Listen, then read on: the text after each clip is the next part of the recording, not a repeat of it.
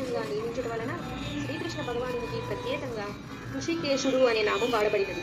రకరకాల కార్యములను అనుసరించి భగవంతుడు రకరకాల నామాలను కలిగి ఉంటాడు. ఉదాహరణకు మధు అనే రాక్షసుని చంపటం వలన అతనికి మధుసూదనుడు అనే నామం కలిగింది.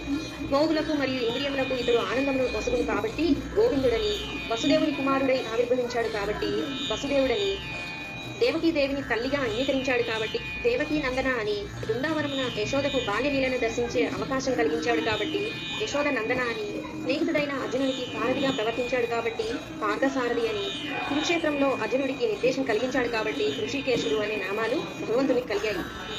వివిధ యజ్ఞముల నిర్వహణకు ధనం అవసరమైనప్పుడు ఆ ధనం సంపాదించడంలో అగ్రజునికి సహాయపడ్డాడు కావున ఈ శ్లోకంలో అర్జునుడు ధనంజయుడిగా తెలుపబడ్డాడు.